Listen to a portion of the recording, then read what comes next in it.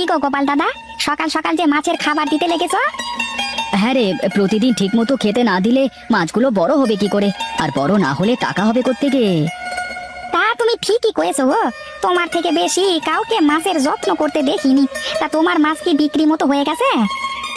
হই তো এলো রে কালু, কিন্তু এই মাছ নিয়ে তো আমি বিপদে আছি। কেন গো গোপালদা, মাছ নিয়ে আবার কিসের বিপদ তোমার? আমার পুকুরের এত মাছ কিভাবে বিক্রি করব তাই বল দেখি। কেন, হয় তুমি নিজে বিক্রি করবে, না হয় জেলেদেরকে বলে দিলে ওরা এসে মাছ কিনে নিয়ে চলে যাবে।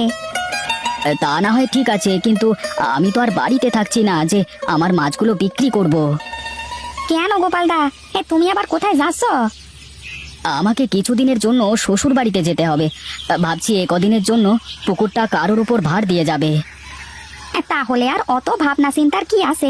আমি তোমার প্রতিবেশী, আর তোমার প্রতিবেশী হয়ে এইটুকু উপকার তো আমি করতেই পারি। সত্যি সত্যি বলছিস তুই? হ্যাঁ সত্যি, তাছাড়া আবার কি, তুমি নিশ্চিন্তে গিয়ে ঘুরে আসতে পারো। ঠিক আছে, রেখে দাও তাহলে। কাল থেকে তুই এই পুকুরটা দেখে শুনে রাখিস, আর মাছগুলো দেখে বিক্রি করে দিস। আমি এসে হিসেবটা নেব, কেমন? ও নিয়ে তুমি চিন্তা করো না, তুমি নিশ্চিন্তে গিয়ে ঘুরে আসো।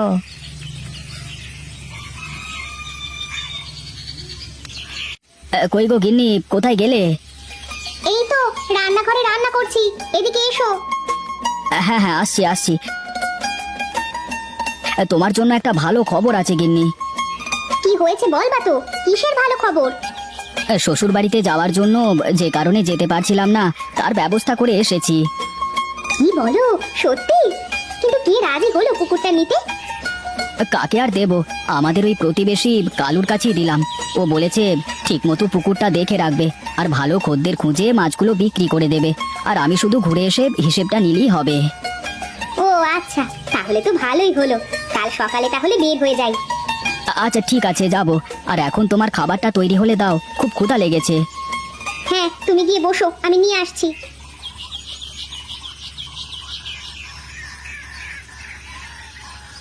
এখানে বসে বসে তুমি কি করছো? হ্যাঁ, কি করছি তা তো চোখে দেখতেই পাচ্ছ, তাহলে আবার এত জিজ্ঞাসা করার কি আছে? আজ কতটা দিন হয়ে গেল এই ছেঁড়া শাড়িটাই সেলাই করে করে পরতে হচ্ছে, যত সব। ওই দেখো আবার রেগে গেল। বলছি তোমার জন্য একটা ভালো খবর আছে। তোমার আবার ভালো খবর? তা কি ভালো খবর শুনি? হ্যাঁ, আমাদের প্রতিবেশী গোপালদা আছে না, ওদের বাড়ির পাশে যে বড় পুকুরটা রয়েছে, তার দায়িত্বটা এবার আমাকে দিয়েছে। বলেছে এবার থেকে পুকুরটা দেখাশোনা করতে, আর ভালো খদ্দের পেলে মাছগুলো বিক্রি করে দিতে। সত্যি কথা বলছো? হ্যাঁ গো, তোমার কাছে আবার মিথ্যে বলতে যাবো কেন?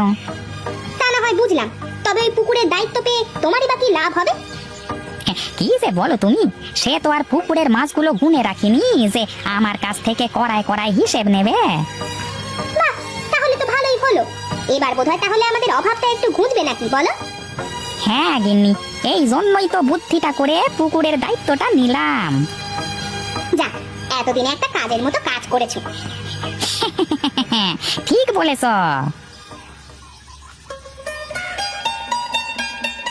যাক, ভালোই হলো, যাওয়ার সময় তোর সাথে দেখা হয়ে গেল। শোন রে কালু, এই গোয়াল ঘরে মাছের খাবার রাখা আছে, এখান থেকে প্রতিদিন মাছকে খেতে দিবি। হ্যাঁ, আর যা বললাম তা তো মনেই আছে নাকি? হ্যাঁ গো গোপালদা, আমি তো বললামই ভালোভাবেই দেখাশোনা করব। তাহলে আর অত চিন্তা করছো কেন তুমি? হ্যাঁ, আরে না না, আমি তো জানি তুই ভালোভাবে দেখা করবি, তাও এত বড় পুকুরের মাছ তো চিন্তা তো একটু হয়। সব সময় তো আর তুই ওপরে বসে থাকতে পারবি না, কখন কে চুরি করবে তা তো বলা যায় না রে। তা তুমি ঠিকই বলেছো গো, এত বড় পুকুরের মাছ দেখে সে যে লোভে পড়ে যাবে। এই জন্যই রে কালু, তুই আমার প্রতিবেশী বলেই তো তোর উপর দায়িত্বটা দিলাম। এই চলো তো, অনেক দেরি হয়ে যাচ্ছে, ওদিকে তাড়াতাড়ি না গেলে আবার সন্ধ্যা লেগে যাবে। হ্যাঁ হ্যাঁ, চলো চলো। এই কালু থাক রে, তাহলে আসি, কেমন? হ্যাঁ যাও যাও, তুমি গেলেই তো আমার শান্তি হয়। আহা, কতদিন বড় মাছ দিয়ে ভাত খাই না, আজকে একটা রুই দিয়ে শুরু করব।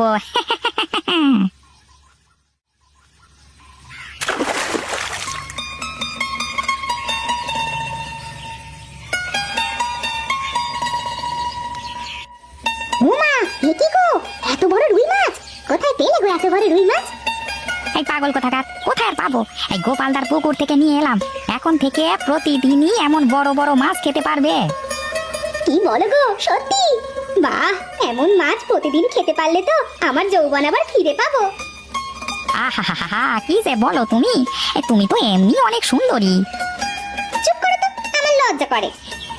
নাও, তোমাকে আর লজ্জা পেতে হবে না। তাড়াতাড়ি মাছটা কুটে রান্না করো দেখি, আমার জিভের রস আর ধরে রাখতে পারছি না গো। আচ্ছা ঠিক আছে, দাও, আমি এক্ষুনি গিয়ে রান্না করছি। হ্যাঁ, ভালোভাবে তেল নুন দিয়ে কিন্তু রান্না করো। আজ আর কিপটেমি করে না, হ্যাঁ, খেতে যেন ভালো হয়। হ্যাঁ ঠিক আছে ঠিক আছে, ভালোভাবেই রান্না করব।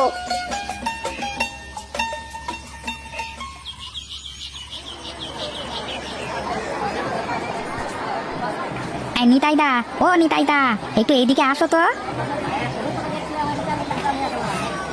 কি রে কালু, তুই আবার আমাকে ডাকছিস কেন? কিছু বলবি নাকি? হ্যাঁ, বলবার জন্যই তো আসলাম। বলছি, তোমার সাথে একটা দরকারি কথা আছে গো।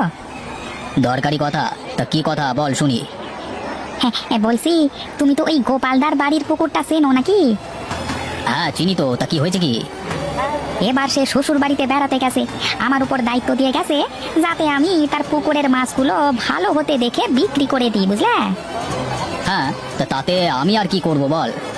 কেন, তুমি কি মাছের ব্যবসা করো না? হ্যাঁ রে, করি তো, কিন্তু আগের মতো ব্যবসা আর হয় না। ছোট ছোট পুকুর কিনে তেমন আর ব্যবসা করা যায় না, বুঝলি? হ্যাঁ হ্যাঁ, তোমাকেই তো খুঁজছি তাহলে। এই গোপালদার পুকুরটা তো কত বড়, দেখেছো তো? হ্যাঁ রে, তা তো দেখেছি। তার পুকুর তো অনেক বড়, আর সে মাছের খুব যত্নও করে।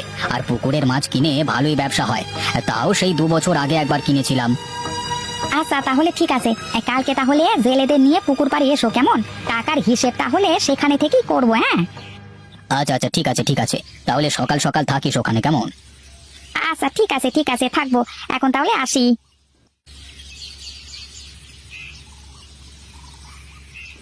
যাক, তাহলে তো সময় মতো এসেছো। হ্যাঁ, আমি সব সময় সময় মতোই যাই। তা বল, মাছ কত করে বিক্রি করবি? নিজেদের থেকে আর কত করে নেব?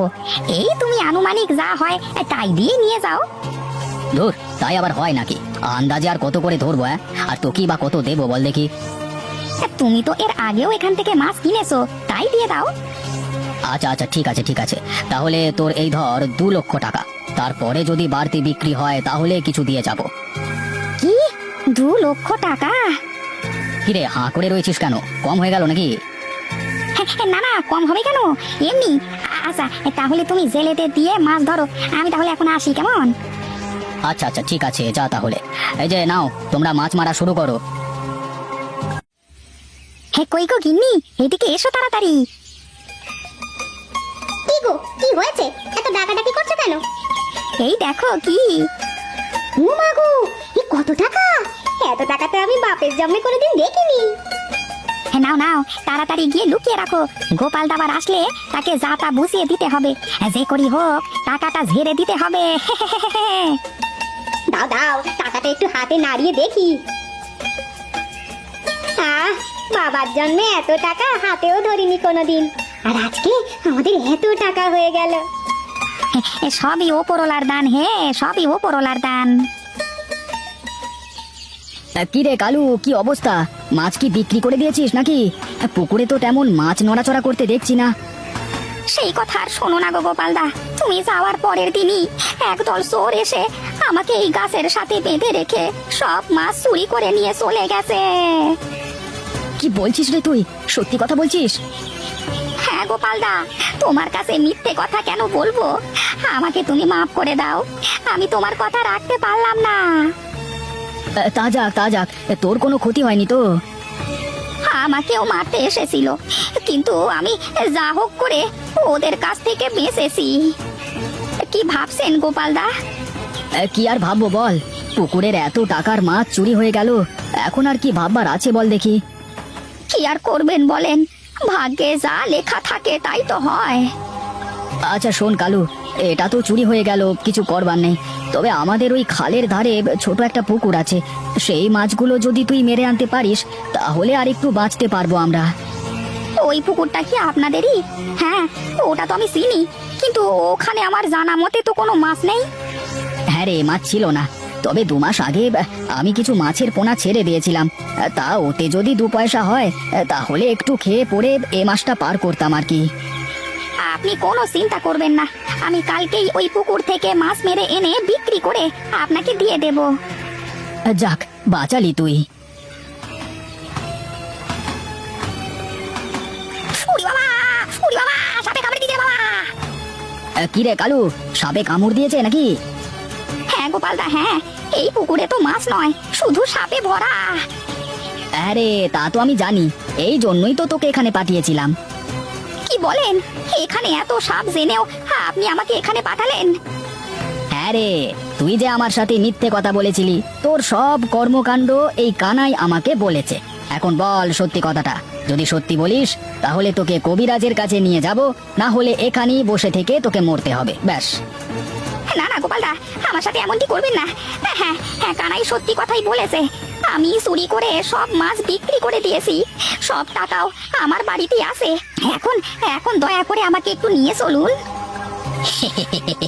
আরে কালু, তুই তো দেখছি বলদের বলদ রে। এখানে কোনো বিষধর সাপ নেই। তোর কাছ থেকে সত্য কথা বের করবার জন্যই গোপালদা আর আমি এই বুদ্ধি করে তোকে এখানে পাঠিয়েছিলাম। আমাকে আমাকে এবারের মতো মাফ করে দেন গোপালদা, এরকম ভুল আমার আর কোনোদিন হবে না। তুমি গোপালের সাথে বুদ্ধি খাটাতে আসো, হ্যাঁ, যেখানে সারা দেশের লোক আমার বুদ্ধিতে চলে, আর তুই এসেছিস আমাকে বোকা বানাতে, হ্যাঁ।